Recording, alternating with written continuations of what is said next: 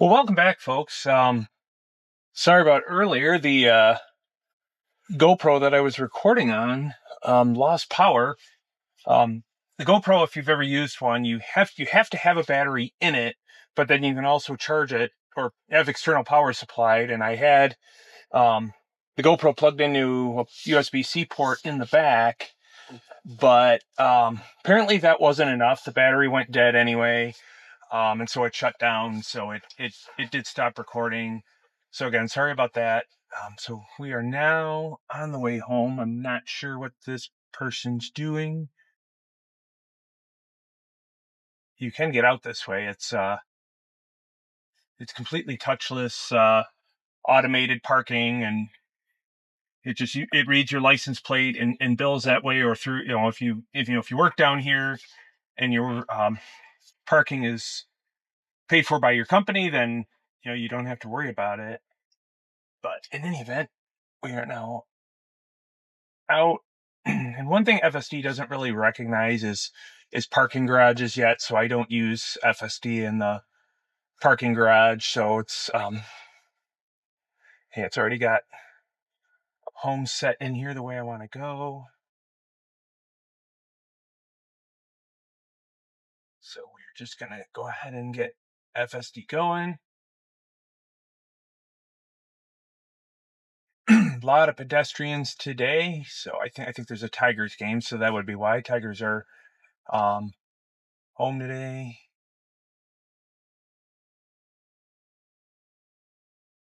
It's usually the next intersection where things can get really busy. And so our light will turn green and there'll just be hundreds of people crossing the street. So it can take a couple turns of the light before you can actually turn there because you don't want to run anybody over. And sometimes the police will motion people by.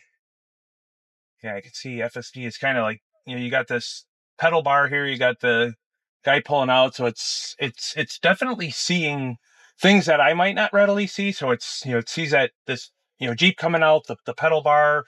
So if you're kind of wondering, like, the car got a little weird there, I think it's just anticipating, is this guy gonna shoot across or not? So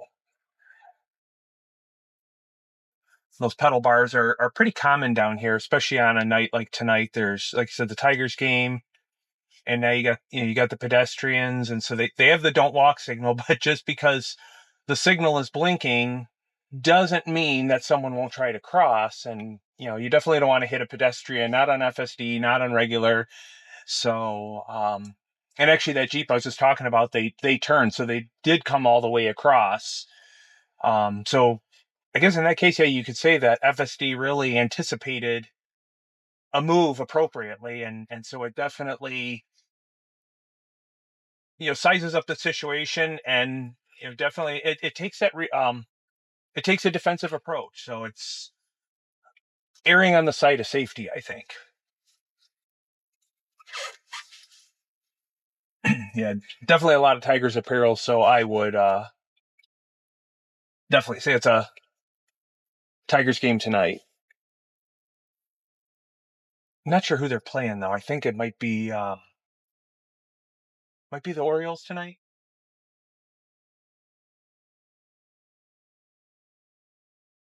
So still in the hurry drive profile. It's a profile I was in earlier. Gonna just keep it with that. I only switch it into Mad Max if traffic's a little heavier and the car wants to get out in the left lane, but then there's a lot of people stacking up behind you, and you just kind of want to get around people, and then get out of their way. But it's late enough in the day now. It's 18:29, or for those of you who use AM PM, it's 6:29 p.m. So traffic is definitely uh, quite a bit more thinned out. There'll probably be a couple pockets on I-94. I'm not seeing any orange, but uh, probably a couple of slow spots, which wouldn't surprise me. That's normal.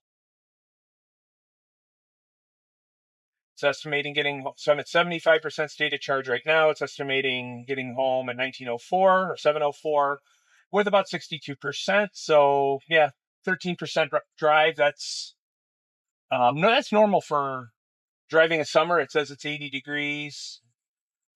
Wintertime, usually, I mean, if it's chilly but not cold, it's probably more of like a 16, 17%, maybe 18%. And if it's really, really cold, um, 20% or more state of charge. And that's just because you're running the heating, and air conditioning does not use anywhere near as much juice as running heat. And now this car is one with a heat pump, not the inductive heating. So I think it's more efficient than my Model 3 was, which was a 2020 Model 3, which had the I think they call it inductive heating. And that was definitely a range hog, but the heat pump is a lot more efficient and doesn't devour the amperes quite as fast.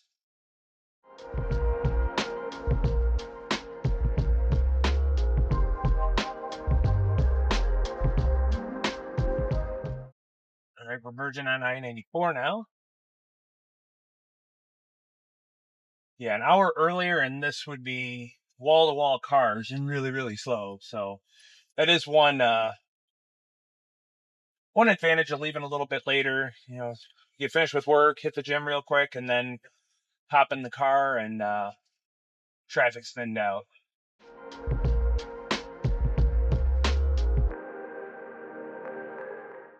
So as you can see, the speed limit here is 55. We're in hurry mode. It's doing 68, but as you can see, we're keeping flow with the traffic, so it's maintaining pretty good safety margin, maintaining good distance in front of the vehicle, in front of us. And so if we start to hit a big slowdown, then it might get over it in the left lane to go around, or sometimes we'll even do what's called undertaking and pass on the right. But right now, I think it seems to just be pretty happy with how we're going, so it maintains that. And I'm good with that too. So something I saw on X over the weekend was Tony Romo, the former Dallas Cowboys quarterback, was arrested for suspicion of DUI, and somebody commented or took that screen capped that article, and then they said, "Oh, if they had been in a Tesla FSD, would have gotten them home." And yeah, had they been in something like, say, a cyber cab, which is a totally unmanned vehicle, I mean, they don't even have steering wheels or pedals in them. Um, I like the spirit of what they're thinking, but just something to keep in mind if you're thinking like, oh yeah, if I have FSD and I have way too much to drink, I can get behind the wheel and get home safely. Please, please do not do that. It is still called FSD supervised, which means you need to be available and ready to take control on a moment's notice. So for whatever reason, you pop a tire, you hit black ice, anything like that, and you're intoxicated, you're still technically behind the wheel and driving the car, even if it's an FSD. So I think we're going to get there one day. Autonomous driving, and like I said, the cyber cabs are out there. I mean, there are Waymos, and they are unmanned, or at least obviously driverless, or they might be controlled remotely. But when it is FSD supervised, the expectation is you are able to take control on a moment's notice. And if you are intoxicated, then you should not be behind the wheel of that vehicle. So if you saw that post, like I said, I like where the thought process is going. We're not there yet. So if you've had too much, then please call an Uber, or if cyber cabs or Waymos are available in your area, or a Lyft, do that. Please don't tie one on and then think you're going to get home safely by using FSD.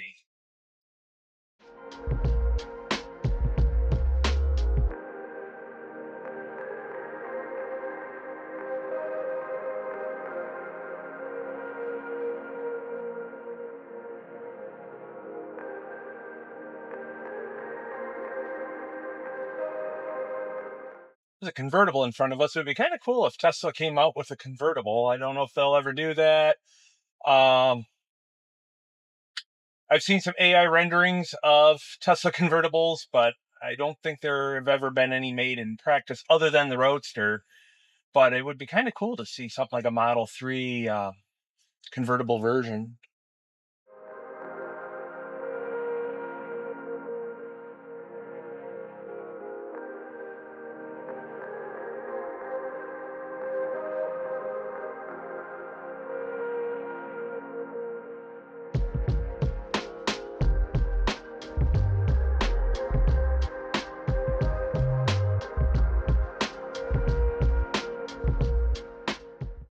So that was a good example where FSD noticed the car approaching from behind, moved over, and then got back over as needed. But now we got someone who's really coming quick. Apparently, he's got somewhere to be.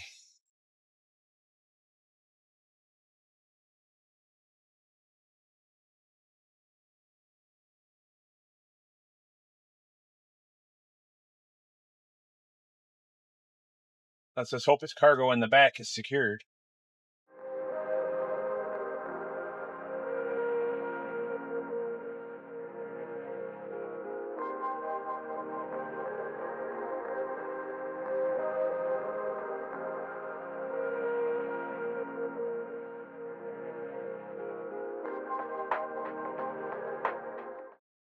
And earlier, when I was mentioning that you could be stopped at a stoplight and put the car in park to get it out of FSD without it losing your streak, I don't know.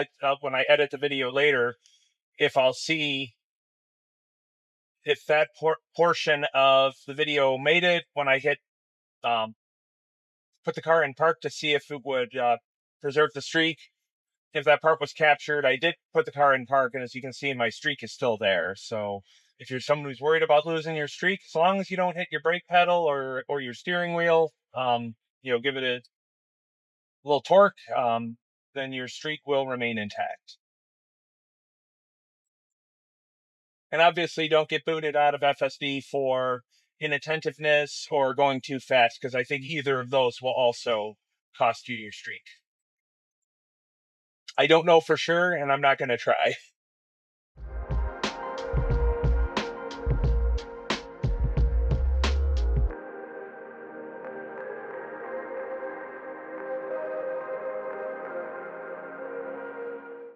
So a couple years ago, my original windshield got cracked, and I had Safelite replace it. And ever since then, and you might be able to hear it in the video, my car now, depending on the directionality of the wind, is a bit of a whistle. If you're listening to music, that usually isn't a problem. But obviously, I can't just be listening to music, because if I want to put this video on YouTube, I don't want any copyright issues. So can't play any music off my Spotify account right now.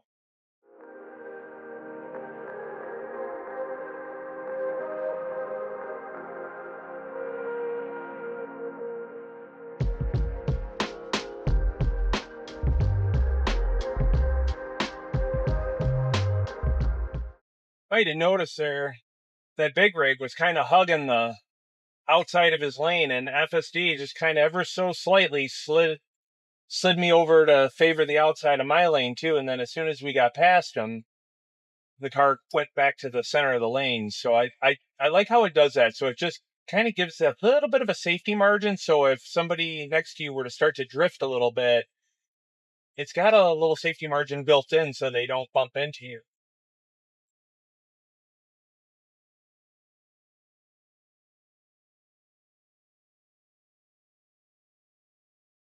You don't want someone to hit you on the back corner, that's for sure, because you don't need to be pit maneuvered either.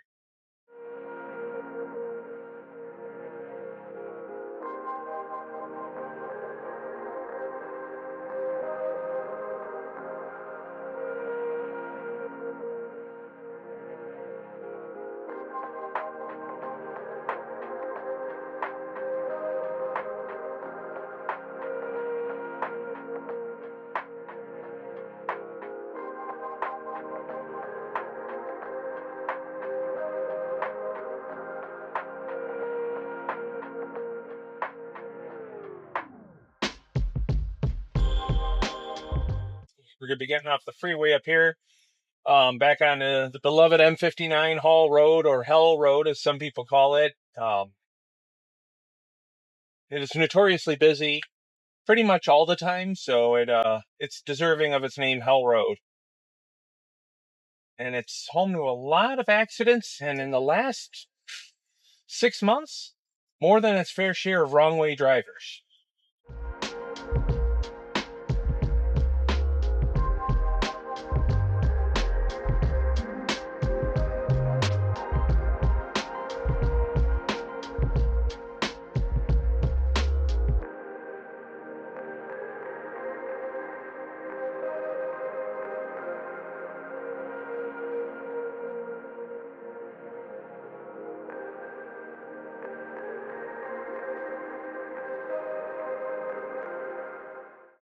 Everyone seems to be driving a little more prudently, but I see the Macomb County Sheriff up there, so I suspect that's why people are being a little more obedient of the speed limit. It's not uncommon to see people doing 55, 60, even 65 through here. And granted, there was that light there that kind of slowed people down, but I don't see anyone trying to blow past that gendarme.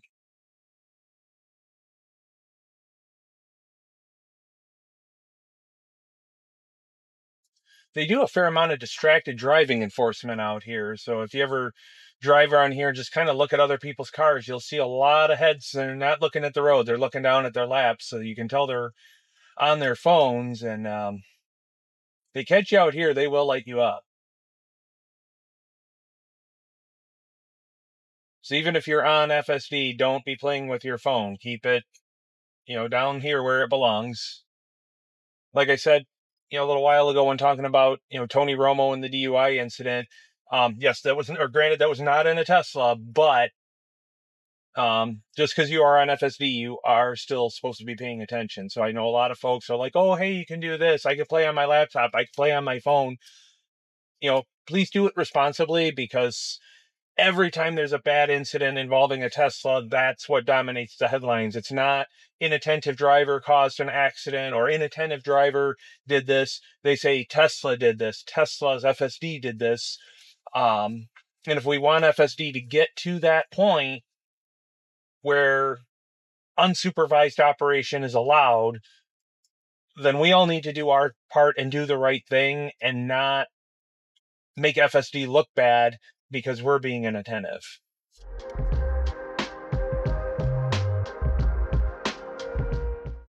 I've seen people come up with little, like, miniature heads that they'll stick up here that the camera can see, that'll make it look like it's looking at a person's face that's attentive, just to make the nag camera stop. And is that, are you really doing the right thing by doing that? You're trying to defeat a safety system so you can be an inattentive driver. And again, that's not where we want to see. I mean, we want to see FSD become fully autonomous, but if people are trying to come up with ways to beat the system and then there is an incident, again, what's the news going to say? Are they going to say, oh, an inattentive driver did this? Or are they going to say FSD did this? And the news media will eat that up. So let's not give the media anything they can sink their teeth into.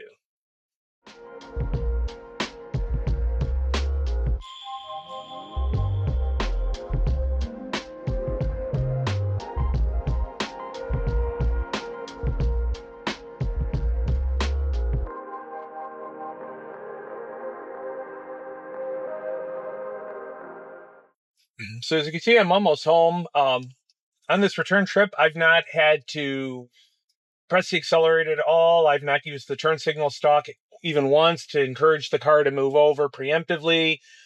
So I'd say this has been a great drive home. I've not had to adjust the profile. I haven't had to kick it up to Mad Max or put it into standard to slow it down.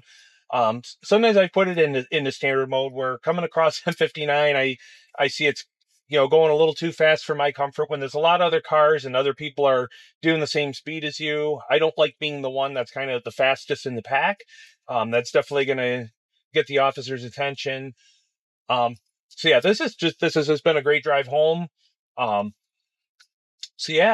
if you like this video and you want to see more like it, please hit like and definitely hit subscribe. In about 9 days, I'm going to be going on a camping trip. It's about hour and a half from my home.